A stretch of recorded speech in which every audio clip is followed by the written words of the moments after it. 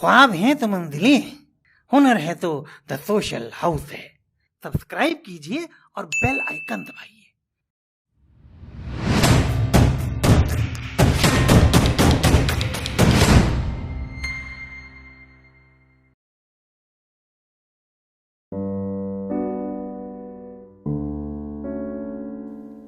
Hi guys, मैं निखिल विजय। मेरे पास एक कविता है। फ़िलहाल कविताएं लिखना मैंने बंद कर दिया है, ये पुरानी कविता है, तो मैं चाहता हूँ कि मैं आप लोगों के साथ शेयर करूँ। तो शुरू करते हैं।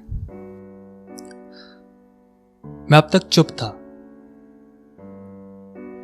क्योंकि मैं कई दिनों से सोया नहीं था, शायद बीमार था, इसलिए सोचता हूँ कि आज तुमसे कुछ कह दूँ। मेरी आदत रही है, मैं कुछ करता हूं या मुझसे कुछ हो जाता है, फिर उसके बाद मैं उस कुछ करने या हो जाने का कारण ढूंढने लगता हूं।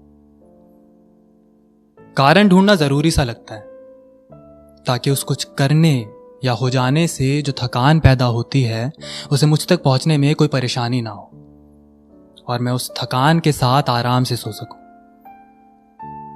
कभी कभी कारण ढूंढना खुद को कहानी सुनाने जैसा लगता है, ठीक वैसी कहानी जैसी मेरी माँ मुझे बचपन में सुनाया करती थी जब मैं बाजार में किसी खिलौने को लेने की जिद करने लगता। माँ ने जब भी मुझे कहानी सुनाई तो लगा कि माँ के पास कुछ करने या हो जाने से पहले कारण होता है, और शायद कारण का पहले होना वहां पैदा होती थकान को मेरी मां तक पहुंचने नहीं देता था। मैंने अपनी मां को देर रात तक जागते हुए देखा है। वो मुझे बीमार लगती थी। फिर मैं जब तुमसे मिला तो तुम मुझे उस खिलौने सी लगी। मैंने कारण को कुछ करने या हो जाने से पहले अपने पास पाया। मैंने फिर से खुद को कहानियां सुनाई और बीमार महसूस करने लगा। क्या ये बीमारी मुझे मार सकती थी? नहीं।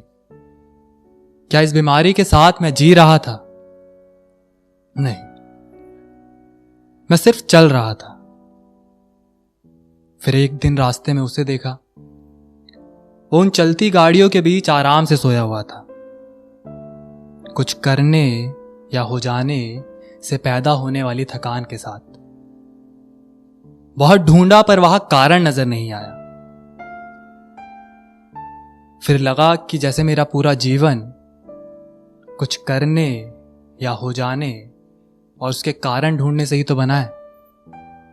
ये कहानियां ही तो है जो मुझे हर बार बीमार कर देती है। मैंने खुद को कहानियां सुनाना बंद कर दिया है। सुनो, मैं अब भी तुमसे प्रेम करता हूं और इसका कारण ढूंढना जरूरी नहीं समझता। बस अब और नहीं बोलूंगा।